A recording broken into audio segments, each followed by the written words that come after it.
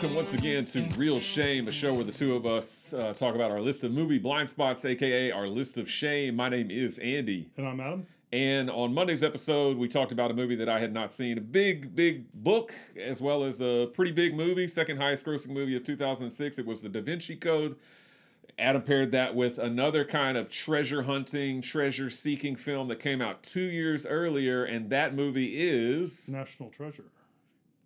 Let's get into that. All right, Benjamin Franklin Gates has discovered that there's a hidden secret map on the back of the Declaration of Independence, and that map will lead to a national treasure.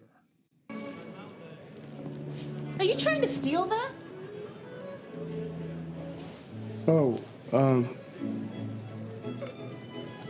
It's $35. For this? Yeah. It's a lot.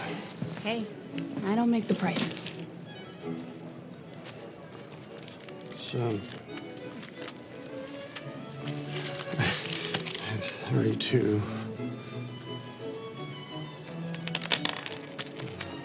57. We take Visa. This movie, like you said, came out in 2004. It is directed by John Turteltaub, who's done a lot of different directing things. I feel like also like Ron Howard, he's just one of those. He just directs a surprising number of things. And he did While You Were Sleeping, which we did last year. It is written by a whole bunch of people. We got Jim Kauf, we have Cormac Wibberley, Mary Ann Wibberley, Oren Aviv, Charles Sears. I saw that Ted Elliott and Terry Rossio might have wrote on it too, but didn't get any credit. Goodness. Those are the people that wrote the Pirates of the Caribbean movies and all that kind of stuff. It's a movie I've seen a handful of times. I actually think I have it in my what I've been watching for the show, because I did watch it sometime in 2020. I think I remember seeing it.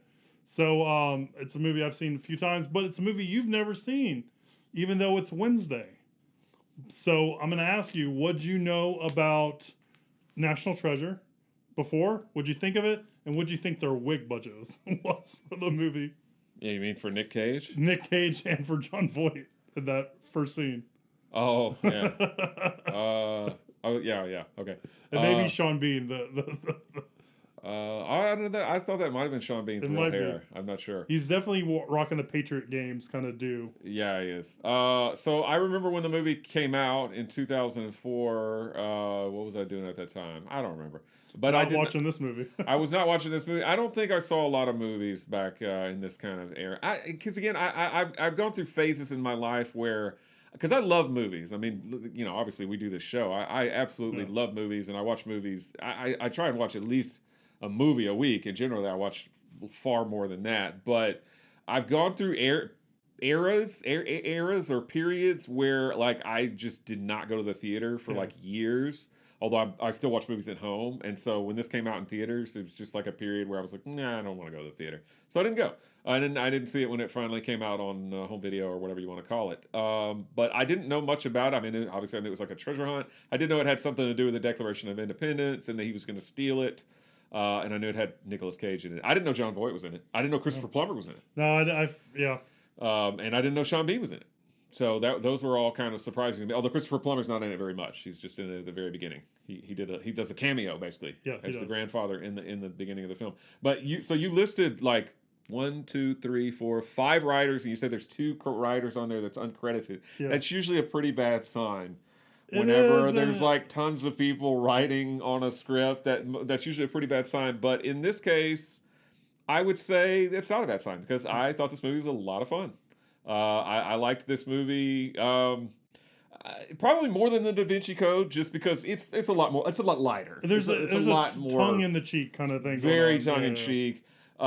Even more unbelievable, if that's conceivable. It's even more unbelievable than the Da Vinci Code. Yeah, it's even more unbelievable than the Da Vinci Code. At least the Da Vinci Code sounds like, because he does use a lot of actual things, you know, and actual. Well, I mean, this does too. I mean, Independence Hall and Liberty Bell and all that stuff are real, but they play around with. I read some of the trivia and like anachronisms and stuff, like, just because I wanted to see, like, wait, is it really like that on the $100 bill, or is it really like, you know, whatever, that kind of stuff. But still, I don't care. This is fiction. I don't care if they play the rules. I play with the rules. I don't care if they bend the rules. This is back. At this point in his career, I think Nicolas Cage was still being somewhat selective. I don't think he's Yeah. being selective at all now because it seems like he just does whatever. I think he just wants to now. do whatever movies seem like fun for him. Yeah, but I thought I thought this movie was fun. I had a good time watching it. I need to watch the sequel because I haven't seen the sequel, but I liked it. I have no idea who the girl Abigail that played Abigail Chase. I don't know who that actress is. Diane Kruger. Diane Kruger. I don't know. She was in. What would I know her from? The Quentin Tarantino. Glorious Bastards. Glorious Bastards. Okay, Right? it's been a while since I've seen it. Yeah. Okay, but she's not like the main girl. She's not Shoshana. She's not Shoshana, but Shoshana. she's in it, right? Yeah. Because remember, I pulled her for when we did our own stunt casting for T-34, and I was pulling the wrong person. Okay. And you're like, no, not yeah. But this movie's fun. It moves. They go all over the place. Yeah. It's cool finding the clues. It's cool, Sean Bean always makes a good villain. He's a good villain in Goldeneye. Yes, he is. But it's a lot of fun. I mean, I had fun with it. I love John Voight. Yeah. He's great. So yeah, I love Christopher Plummer. R.I.P. So yeah, I had a lot of fun. I mean, I know you like it because you said you watched it recently and you've seen it a few times. So well, what are your thoughts on it? Yeah, so for me also, this was one that I skipped in theaters because it just looked terrible. Yeah. Even though I like like I said in the last episode, I'm pretty sure I said it when we talked about Sahara, and I forgot what movie we paired with Sahara, or what movie Sahara was paired with. Oh man. But I like these kind of movies, like these actiony kind of adventure movies. So was The Mummy paired with Sahara? Yeah, maybe it was The Mummy. Yeah, I love The Mummy, right? Oh, of course, yeah. Mummy's probably like one of the best versions of these, right? Right. But this is just, I think, Disney's coming hot off the heels of, Pirates of the Caribbean. They're knowing how to make these kind of fun, grand kind of action adventure movies. Like I said, if Ted Elliott and Terry Rossio wrote this movie, they wrote the Pirates of the Caribbean movie, so they are very good writers. They can write an action movie. So it is a lot of fun. It's not something that takes itself very seriously. No. You're just on for the ride, and it's a blast. The second movie is not as good as this one, but the second movie is really fun too. Cool. Doesn't take itself seriously. It's just to me, it's as much fun. So I think those two movies are great. Kind of go great together and watching. Yeah. And all that stuff. And for me again, it's kind of like. The mysteries are kind of interesting, and how they find the different clues, and like you said, this one might strain credibility just a little bit. It might be a little too much, but it's just fun. That's the whole purpose of these things, is just to sit back and have fun with it. Exactly, and I thought that as I was watching this film, I thought, who watches these kinds of films and is like, I hate this, because it's a fun little movie. They're running around, they're being chased by the bad guy. There's some, maybe some double crosses or some this, that, whatever. There's some things. Who sits there and is like, "Arr." I mean, you're either in a bad mood, I feel like, if you watch this, or you think like Roger Ebert thinks that it was just way too silly. But I mean, again, it's supposed to be. It's tongue in cheek. It's kind of campy. It's a it's Disney silly movie. Yeah. I mean, at least with Da Vinci Code, I can understand. Some people hated it because they just got really offended, and there's nothing you can really do about that. But a movie like National Treasure, it's just fun. Nicolas Cage. Come on, man. He is a national treasure. He is. He is a national treasure. Both himself. movies talk about the Knights of Templar. Exactly, right. They had that common thread of the Knights Templar. I thought that was cool. Yeah, so I mean, I had a lot of fun watching both movies. More fun watching this movie, although I did like the Da Vinci Code just fine, because this is just a fun little romp going around involving our founding fathers and the Knights Templar and the Declaration of Independence and Independence Hall and the Liberty Bell, et cetera, et cetera, et cetera. It's cool. It's good very stuff. cool. It's very good fun. stuff. Yep, I agree. So this one followed the movie that followed this was in 2007. That's National Treasure: Book of Secrets. I know Nic Cage is in it. That's all I remember. I think John Voight comes back, but I could be wrong. Cool. Did you hear that they are wanting to make a third one? And a Disney Plus TV series. I'm on board again. I would watch it. I think they've been talking about a third one for a while. I know John Turtletop's been busy. I think if was the reason why it wasn't coming together, but I would see a third one. Obviously, it's awesome. I talked about the Librarians TV series, which is absolutely terrible, but I'm here for it. I actually probably need to still watch the Young Indiana Jones TV series just because I love that stuff, and It's just they're fun. They're Yeah. just fun. Exactly. I completely agree. And there's nothing wrong with having fun occasionally. There is nothing wrong with having fun. Just turn your brain off. Yeah. Don't think about it too hard. Don't go, oh, that would never happen. Yeah, it would never happen. So what? Just go with it. Yeah. I mean, do you really want people trying to steal the Declaration of Independence so they can Right. look at it with lemon juice and hot breath? Right. Exactly. And Harvey Keitel. Harvey we didn't Keitel's mention in him. there. Harvey Yeah, he's Keitel. I forgot. Sadusky. I didn't know he was in it. So when Yeah. he showed up, I was like, Harvey Keitel's in this? Awesome. He's cool.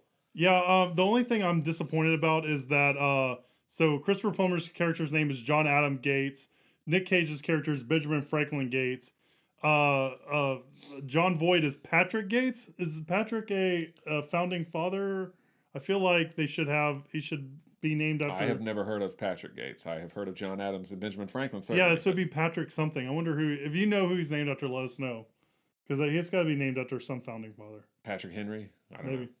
And but you kind of said that Ebert wasn't a big fan on it, so Yeah. let's figure out where the critics fell on. Yeah, this. so once again, it's rotten on Rotten Tomatoes. It's 46%. It's better than Da Vinci Code, which is 26%, but it's only 46%. Again, these critics, they got something stuck up their keister. Yeah. You got to unwind a little and have some fun. But it's 76% audience score, so higher than the Da Vinci Code. Ebert, like I say, he thought it was just too silly, so he gave it a thumbs down. But Leonard Maltin gave Da Vinci Code 2 stars. He gave National Treasure 3 stars. Treasure Hunt's So- a different movie. Yeah, sorry. He gave National Treasure 3 stars. So You he know, liked it. I don't think this movie's any more silly than like the Pirates of the Caribbean was. No.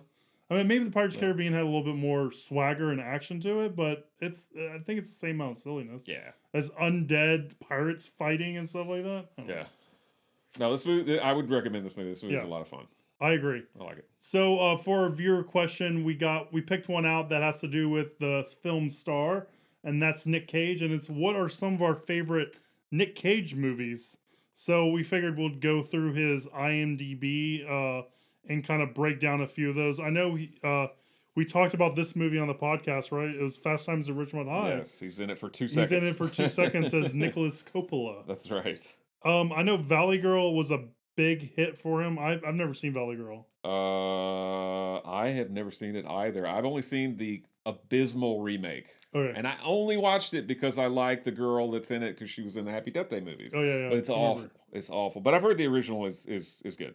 So And we should watch that. Speaking of Coppola, I'm jumping ahead a little bit. He was in Peggy Sue Got Married, directed by Francis Ford Coppola. Yeah, I always forget that that's a Francis Ford Coppola movie. And then he did Raising Arizona, and that's by the Coen brothers, Yes. which I've never seen, but I heard a lot of people love his portrayal in that.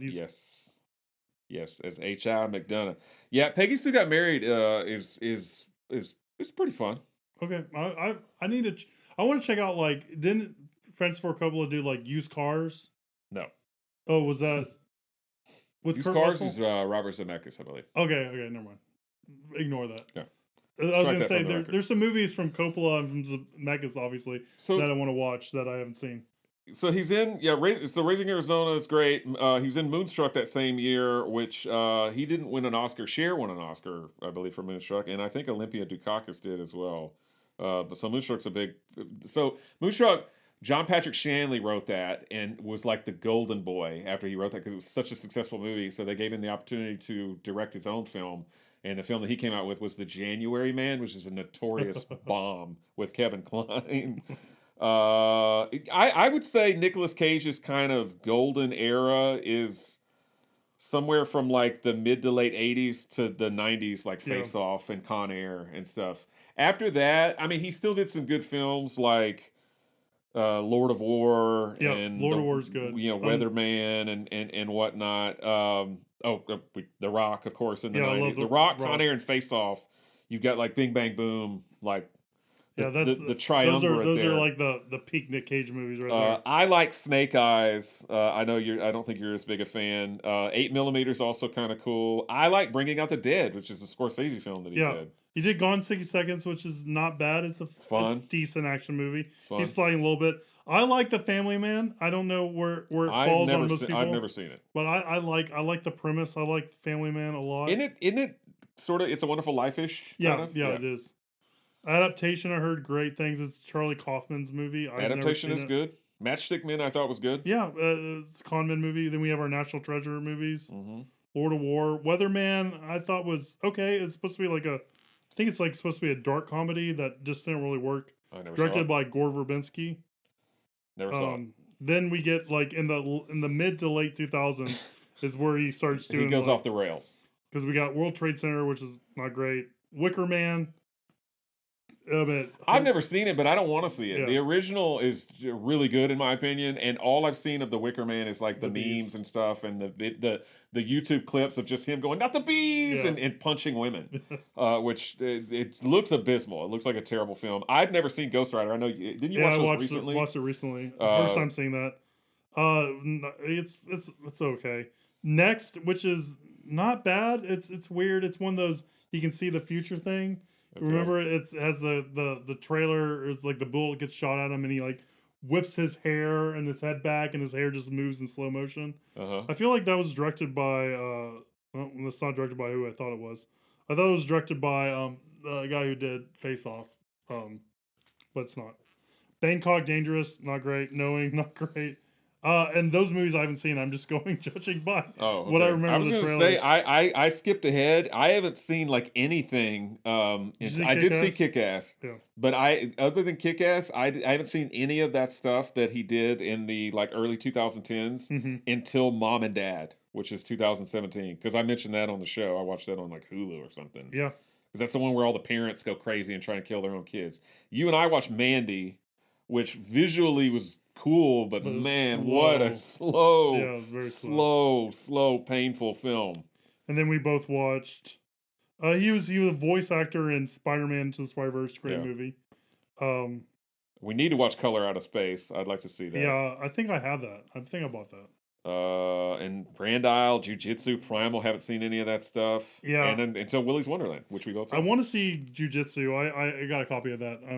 I've been wanting to watch that. It looks crazy. Jiu-Jitsu looks like a Mortal Kombat ripoff, which looks insane. So, since I said his golden years were like late 80s to like, say, late 90s, I'm just going to go ahead and come right out with it. My favorite Nicolas Cage film is Raising Arizona. I need to see it. I have seen Raising Arizona bunch of times. I think it's a hilarious Coen Brothers movie. Coen Brothers have made some really good movies. It's hard for me to say which one is the best, but Raising Arizona would definitely be up there. I mean, it would be a contender to me for the best Coen Brothers movie. And I will say this, and I will also repeat it again whenever we do Raising Arizona on the show, because we inevitably will. I think Raising Arizona has the best pre-credit sequence of all time. Like before the actual credits show, I think it has the best pre-credit sequence of all time. It's my favorite. I've watched just the pre-credits because it's like 10 minutes long. I've watched just the pre-credit sequence of that movie numerous times. Oh, cool! I love it. And also another movie from the late 80s that does not get enough Nic Cage love. Watch Vampires Kiss. It is hilarious. The box art looks ridiculous. It is hilarious. When I saw it when I was young, and I didn't get it. I didn't understand what they were going for. I saw it when I was an adult, and I understood what they were going for. It's not to be taken seriously. It's completely ridiculous. It's also kind of American Psycho-esque in the fact that is it all in his head or is it not all in his head? But it's much more of a comedy. American Psycho? Yeah, with Christian Bale. Because at the end you're kind of left with some questions like, was he imagining it all? You know, that kind of thing. You said American Psycho, and I got American History X in my head. I'm like, no. Where's no, it's American Psycho-esque, but it's not nearly as gory or violent, and it's a lot funnier. It's more of a comedy. But Vampire's Kiss, he's just kind of he thinks he's the vampire. And again, you're left wondering: is he a vampire, or is he just a crazy guy? But Vampire's Kiss is definitely worth your time. Cool. And of course, obviously, Rock and all those other movies that we mentioned, Con Air. Those are some really great stuff. What about you? What are some of your Nic Cage highlights? Yeah, so my first introduction to Nic Cage is Face Off, or at least the first one I remember. Okay. Like I remember being so hyped to that movie, and I wasn't of age to watch that movie because it was rated R, but my mom bought me a movie ticket. That makes me feel old. I was very much of age. This is I think this is kind of hilarious now in hindsight. So my mom bought me the ticket, right? Because they card you when you purchase a ticket. And I wore a University of Texas T-shirt, like with the Longhorn on it. I'm in college. Yeah, that's exactly my thought process. You know, because you have to be 17 to go see a rated R movie. Yeah, no. And so I wasn't even old enough to drive. So I figured, okay, I'm gonna put on Texas Longhorn shirt with this ticket. I won't get carded or no one will saw me. Were you tall? I was like average height, I think, then, Okay. at that time. Okay. So I did that, and I saw that movie, and the movie was great. I really liked Face Off. For what it was back then, I thought it was amazing. Yeah. So that movie has like a special place in my heart for that, and it's what got me so hyped to watch Snake Eyes, which You don't like. I didn't like. I mean, I need to revisit. I saw it the one time. Yeah. But for me, I think my favorite Nic Cage has got to be The Rock. The Rock is just awesome as Sean Connery. It's again just Michael Bay at his best, I would say. Just because he's not overblown, it's actiony, it's fun. I think that's probably my favorite Nic Cage movie that he's in is that. It's funny because I've actually watched a few of his movies and talked about them. I think in the what we've been watching segment, and I know Face Off was one that I revisited, and I revisited Snake Eyes within the last year. Yeah. And I like Face Off more. This time, I hated it when I saw it when I was younger. I was older than you, and I was able to go and buy a ticket. I didn't need to wear a UT shirt to get into the theater, but I couldn't stand it. Now I still think it's pretty cheesy, but it's a lot more fun than I remember. I liked it, and then I think I also mentioned this on the show. I watched Amos and Andrew with him and Samuel L. Jackson from like the early '90s, which is still quite topical today. I will say, still very much very very topical today. But yeah. So I watch Nicolas Cage movies just for fun, not even when we do them for the show, and so do you apparently. So, I do. And I need to revisit The Rock because it's been a long time since I've seen it. The Rock. I watched Con Air and Face Off both kind of in the last year or so. I watch The Rock at least like twice a year. I haven't seen it in a long time. I need to watch it again. Yeah, I revisit that movie a bunch. It's just so much fun. Michael, what do you call it? Bayhem? Bayhem. Michael Bay. All right, that's it. That's it. Well, we might be doing some Bay movies again here in a week or two. So that was our thoughts on National Treasure and Nic Cage. Why don't you let us know what your thoughts are? Let us know what your favorite Nic Cage movie is. Maybe it's one we mentioned. Maybe it's one we skipped over. Leave a comment below if you're watching us YouTube. Let us know, or shoot us an email, realshame@gmail.com. That's also where we answer viewer questions that are sent to us. So please send those questions along. We would appreciate that. Like, subscribe, share the show, and all that kind of stuff with your friends, because that really does help spread the word of the show, and we really do appreciate it. This is my once every in a blue moon thing I say. If you want to know when new shows come out and you're watching us on YouTube, click the bell. It will notify you. If not, perfectly fine. But if you do, that's an option for you. And stay tuned next week as we pull some movies from my list of shame. And we'll see you soon, guys. Bye.